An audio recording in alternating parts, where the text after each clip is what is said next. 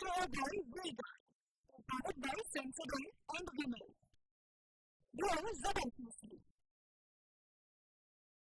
Associate sponsor UltraTech cement. આ તમામની વચ્ચે જે કાર્યવાહી થઈ રહી છે, એફઆઈઆર કરવામાં આવી છે, તેમાં શું ઘટસ્ફોટ થયા છે, તેમાં પણ કઈ કઈ બાબતોનો ખુલાસો થયો છે એ પણ આપને દર્શાવી દઈએ.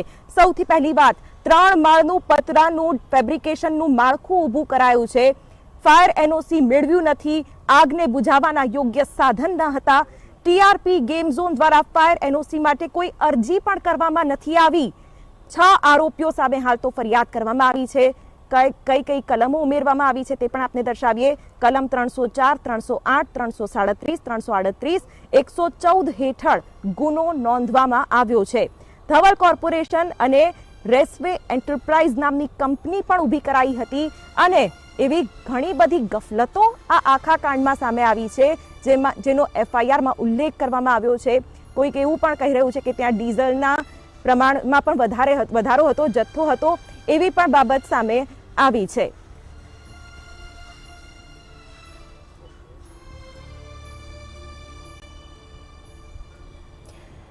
ત્યારે જવાબદારીમાંથી છટકવાની કોશિશ પણ ઉડીને આંખે વળગી રહી છે.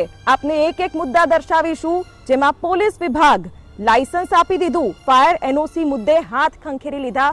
પ્રેસ કોન્ફરન્સમાં પોલીસ કમિશનરે પણ જવાબ આપવાનો ટાળી દીધો અને ઊભા થઈને રવાના થઈ ગયા.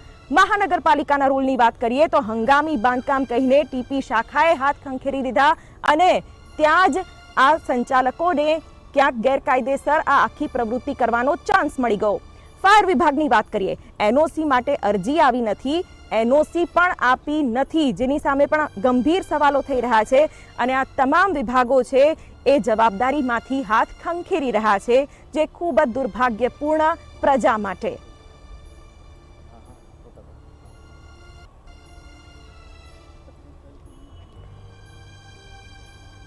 તો અગ્નિકાંડની દુર્ઘટનામાં હવે એક પછી એક મોટા ખુલાસા થઈ રહ્યા છે.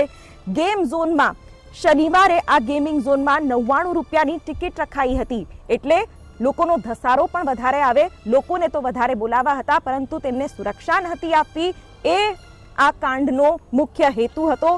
ક્યાંક ટિકિટનો લાભ આપવા માટે, લોકોનો લાભ લેવા માટે મોટી સંખ્યામાં લોકો ઉમટી પડ્યા હતા. એન્ટ્રી કરનાર દરેક લોકો પાસેથી એક ફોર્મમાં સહી લેવામાં આવતી હતી અને આ ફોર્મમાં ઘણી શરતો રાખવામાં આવી હતી, જેમાં પણ એવી શરતો રાખવામાં આવી હતી કે જો કોઈ પણ દુર્ઘટના ઘટે તો તેમાં સંચાલકોની કોઈ જવાબદારી નહીં. આ પ્રકારના ગેમ ઝોનમાં અથવા તો કહો ડેથ ઝોનમાં લોકો ભરીને આવતા હતા, ત્યારે લોકોની જાગૃતતા સામે પણ ક્યાંક સવાલ ઊભો કરતો આ કિસ્સો ચોક્કસથી કહી શકાય.